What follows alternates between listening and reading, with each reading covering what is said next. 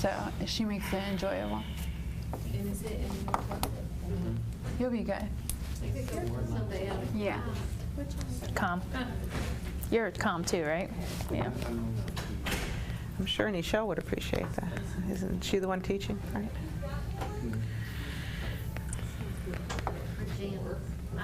Well, maybe both. No, Janice teaches with me on Thursday night. Fetty Wap, just like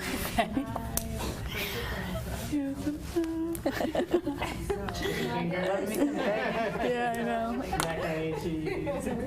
Oh my God, I'm not even looking at the lights and my eyes are like tearing up. Oh my God.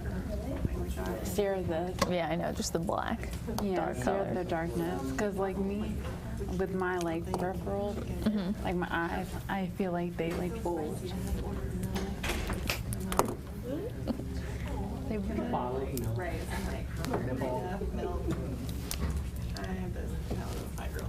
Traditional combination. It was too spicy. Like, I'm in your face.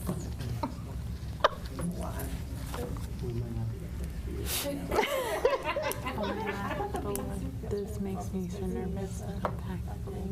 Stop. I thought you were serious for a second. I was like, what?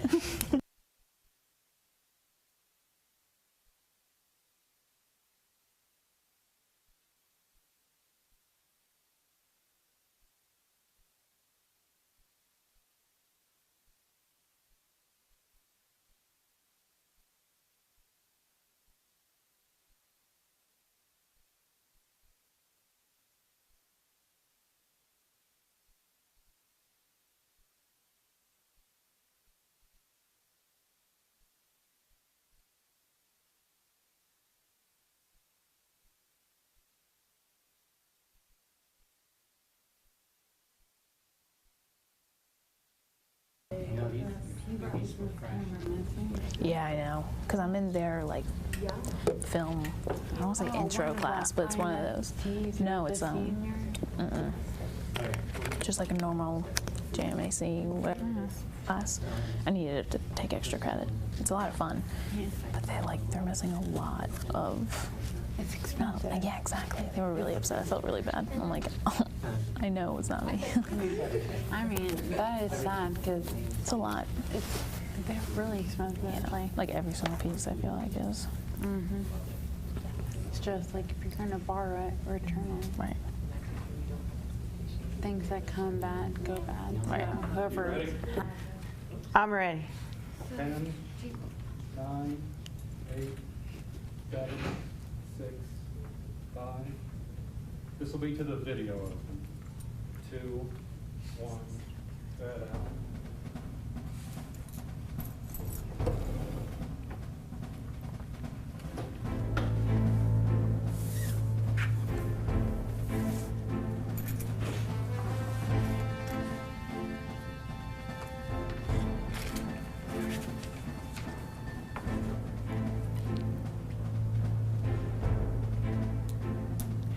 Good evening and welcome to Otterbein Debate. This evening we are going to be looking at how we elect our president, specifically whether we should be using the Electoral College or popular vote. Advocating for the popular vote is Senior Communication Studies major Lisa Adams. Defending the Electoral College is Senior Communication Studies major Paulina Bacigalupo. Our judges for this evening, our Director of Academic Support, Dr. Kristine Drobny, the Associate Director of the Center for Student Involvement, Dr. Colette Masterson, and Assistant Professor of History, Dr. Joby DeCoster. We also have Denise Shively from the Chair of the Department of Communication, and our student representative on the panel is Michaela Williams, a Communication Studies major. Each debater has strict time limits in this debate. They will each have a 6-minute constructive speech to present their position. Each will then have 2 minutes to question each other in a cross-examination period. The affirmative will then have a 3-minute rebuttal. The negative will have a 6-minute rebuttal, and then the affirmative ends the debate with a 3-minute summary speech. I will be keeping time. Are the debaters ready? Yep. Are the judges ready? Then let's begin.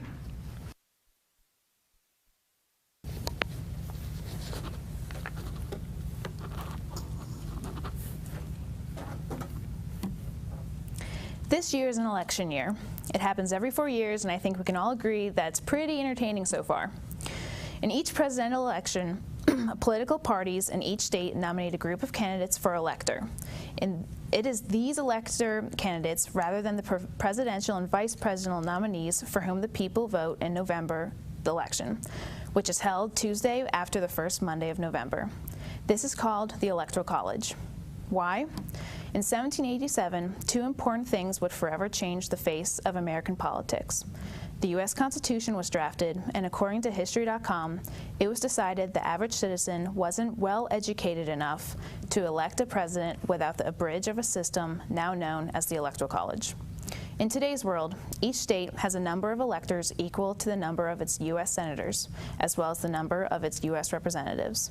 Overall, the Electoral College has 538 electors. There are three problems with this system, with the system that I want to argue. With this small number to represent 319 billion people, one, these electors don't have to vote the way the people of their state instructed them to. Just because a certain candidate won the popular vote in your state does not mean that your electors have to cast their vote for the same candidate. And electors that votes against the will of the people are called faithless electors. According to fairvote.org, since the founding of the Electoral College, there have been 157 faithless electors. Only 29 states have legislation that penalizes faithless electors, and of those that do, no faithless electors has ever been successfully prosecuted, according to Fairvote. 21 states do not mandate that an elector must vote for his or her party candidate. So should the opinion of one person be able to overwrite the will of thousands or even millions of American voters? 2, it's misleading to Americans. Many Americans believe that their one vote will help decide who is going to be our next president. And of course, it does mean something. But having everyone know that the Electoral College have the last say makes people second-guess their vote. In 2012, the most recent time Americans voted, the country's population was nearly 313 million, of which about 241 million were at least 18, the legal voting age, according to the most recent data available from the International Institute for Democracy and Electoral Assistance. That means nearly 194 million Americans, which is 80%, were registered to vote. But in that same election, 67% of the country's registered voters cast a ballot. Number 3, states with large populations have an unfair advantage. Each state's electoral votes are equal to the number of members it has in the House and Senate combined. Right now, there are states that rarely see a political campaign, and if they do, it's because the candidates must quickly visit to raise money. Minorities lose their voice. Swing states appeal to majorities within those states because they want to win the electoral vote. The Electoral College gives too much power to the majority. When we were young, we were always told that our vote goes towards whom we want as president. If we have just the popular vote, one person, one vote, we as a country would get a more accurate reading on who the people of the United States wants as our next president. So to improve our democracy, we should, 1, eliminate the Electoral College and replace with the popular vote. This would let us know who actually gets elected with the citizens' votes. It would make every vote count. There would not be another system that would put their vote to represent a large portion of people. This would solve faithless electors, and all votes, in reality, would end up counting. 2, by having it eliminated, voting turnout would increase. With the winner-take-all elections we have now, people who are in the minority party in their states have no real reason to come out and vote. It would increase the confidence in the system throughout America. It would also increase options for elections by giving the third party a chance at winning. According to CNN, right now, the third party just needs to attract enough voters to just be included. Imagine the support they would receive if everyone started on an equal playing field. Candidates would also campaign to get as many individual votes as possible in every state. Instead of focusing on states that provide key electoral votes, each vote would make a difference, and voters would feel like they truly have stakes in the election, which would lead to an increase of voting across the country. Number 3, this would have an increase of democracy and makes us look better around the world. According to the Organization for Economic Cooperation and Development, the country of Belgium had 87% of their citizens' votes, Turkey with 84%, and South Korea with 80%. The United States has a much lower percentage. What does that say about us as a country, and how do others perceive us when we can't even get our own citizens to vote? According to a Gallup poll in January 2013, it was found that the vast majority of Americans would prefer to do away with the Electoral College for presidential elections. 63% of national adults votes for getting rid of the Electoral College when 29% voted against it. This is why the U.S. should have the popular vote system instead of the Electoral College.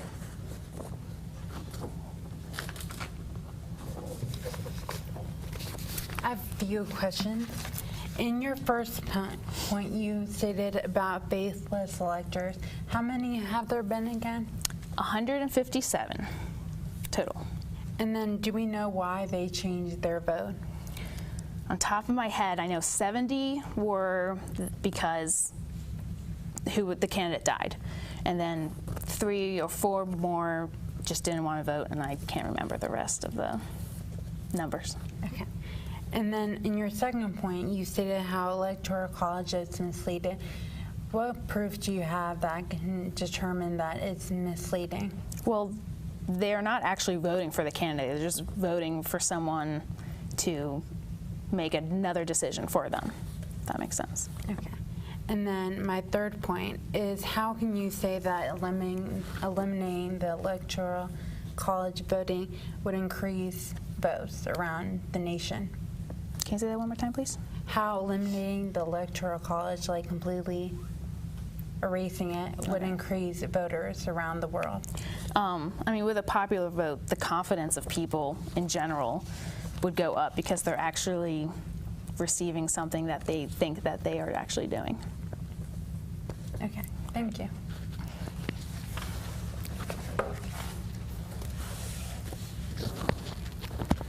Now, aren't we glad we live in the United States of America where we have the Electoral College? I know I am, because every 4 years we have a presidential election where Electoral College continues to protect our democracy nationwide. As my opponent stated not too long ago, she explained the Electoral College process here in the United States. Again, yes, we Americans, the citizens of this great nation, nominate candidates for electors. The roles and responsibilities in the Electoral College process are that of the Office of Federal Register coordinates the functions of the Electoral College on behalf of the Archivist of the United States, the Congress, and the American people. The Electoral College is a process, not a place. The Founding Fathers established in the Constitution as a compromise between election of the President by vote in the Congress and the election of President by popular vote of qualified citizens. The Electoral College consists of, again, 538 electors. A majority of 270 electoral votes are required to elect the President. One state is entitled to electors equals the numbers of members in its congressional delegation and House of Representatives. Electoral College has served the country well.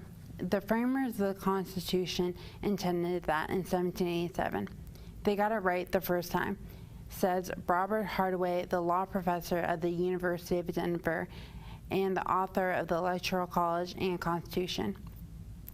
If we were to abolish the Electoral College in favor of direct popular election, it would require the nation to amend the Constitution, states Joshua of CQ researcher.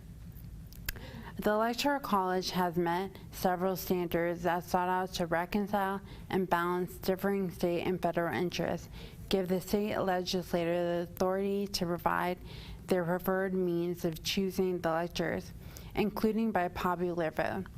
Selection by the legislature itself or any other method preserves the presidency and as independent of Congress for election and re-election, and generally insulate the election process from political manipulation. The Electoral College method of electing the President and Vice President of the United States was perhaps the best deal the delegates felt they could get.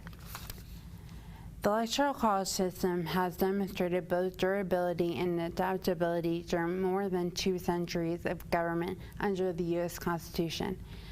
The Constitution sets the size of Electoral College, the allocation of electors among the states, the margin of votes to win, and the procedure for a contingent election. States Congressional Research Services informing the legislative debate since the year 1914. Each state has a certain number of electors. The votes are a combination of the number of U.S. House members a state has and their numbers of senators, which is always 2. This means that even the smallest states, like Vermont, take Vermont for instance, has at least 3 electoral votes. It has 1 congressman and 2 senators. Meanwhile, the largest state, California, has 55 electoral votes, 2 senators, 53 House members. Vermont's population is only 621,000, while California has over 36 million. Mathematically, California is 57 times larger than Vermont. However, it is only 18 times more powerful in the Electoral College. It is designed to make sure that Vermont and all other smaller states have a political influence. With the Electoral College, the less individual responsibility, and with disregard for economic growth, the death of the Electoral College would lead to the demise of liberty. The swing states are as follows: Colorado, Florida, Iowa, Nevada, New Hampshire, North Carolina, Virginia, Wisconsin, and here, Ohio. When you hear that list, you hear several small states on it. States that without the Electoral College would be totally ignored. Very small states like New Hampshire, Iowa, and Nevada would be completely ignored without Electoral College. My opponent brought up faithless electors, but admitted in cross-examination that has only happened 157 times, and that 70 of those were due because the candidate had passed away. So this is not a real problem if you think about it. There's not an electoral scenario that doesn't make an eloquent case for an electoral college. That includes the swing states situation, because little tiny states like New Hampshire only matter because they are in contention, and the electoral vote makes them quote-unquote matter, states Brian Miller of CNS News. So in all actuality, we do need the Electoral College. Thank you.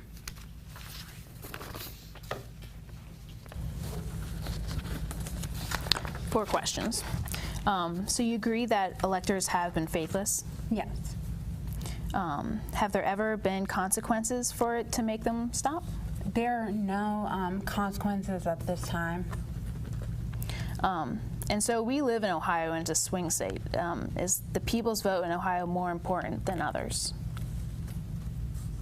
It's the same all around. Okay. And can we amend the Constitution again? It's a process, though, with a lot of obstacles, and the Electoral College has worked from the beginning, and it's just a lost cause to eliminate it. Great. Thank you.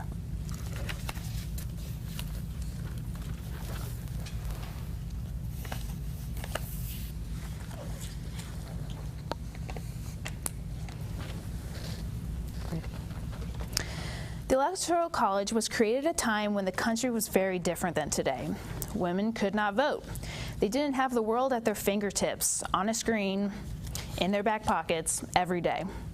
The Electoral College may have worked back then, but in 2016, it can be manipulated. The 2000 election of Bush and Gore is a prime example of that. The popular vote is the will of the people. According to History.com, one of the main reasons they created it in the first place was because the founding fathers were concerned that even qualified citizens, who were generally white and male, did not have the ability to make an informed decision. In swing and smaller states, an individual vote is only as valuable as its ability to influence the majority vote of the state. The Electoral College promotes candidates to focus on appealing to majorities of people, instead of attempting to appeal to as many people as possible. It fails to represent minorities as accurately as it would as it would with the popular vote system.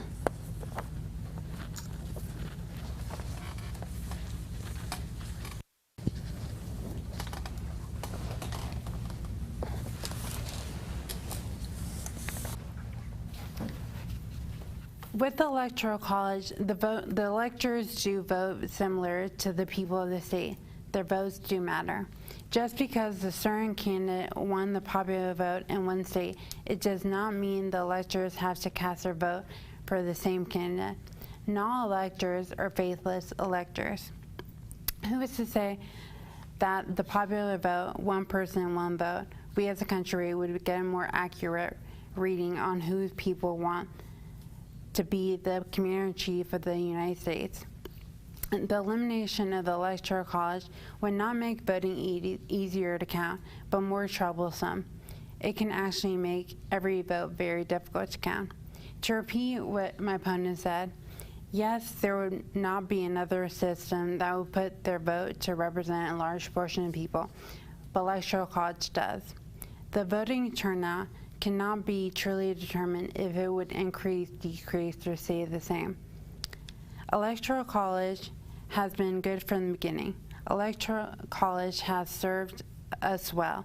The framers of the Constitution intended that in 1787, they got it right the first time, again by Robert Hardway, the law professor at the University of Dayton at Denver and author of the Electoral College and Constitution. With the winner-take-all elections we have now, people's votes could be incorrectly counted and have been in the past. Each electoral college is needed for the protection of our nation's democracy. Thank you.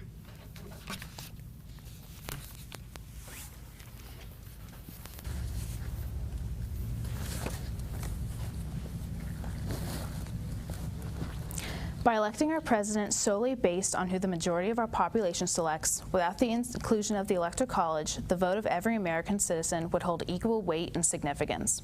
With the Electoral College, the voting power of the people have been diluted and unequally distributed across our nation. It's time to make our votes count and not just be suggestions. Thank you.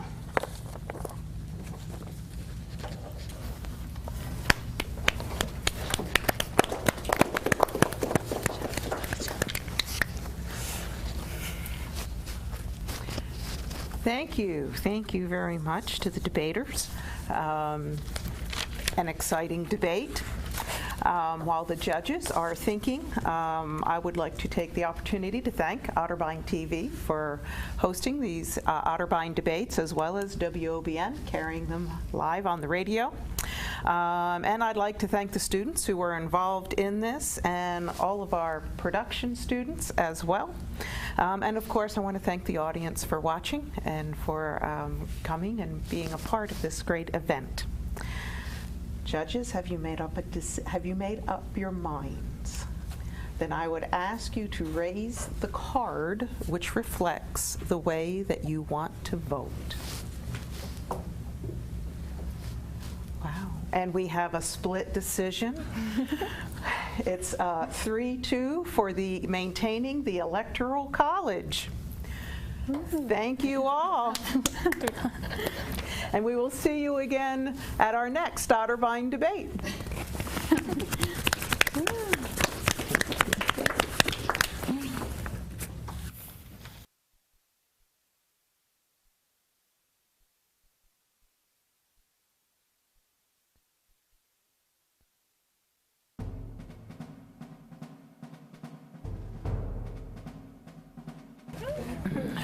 Yeah, good, good.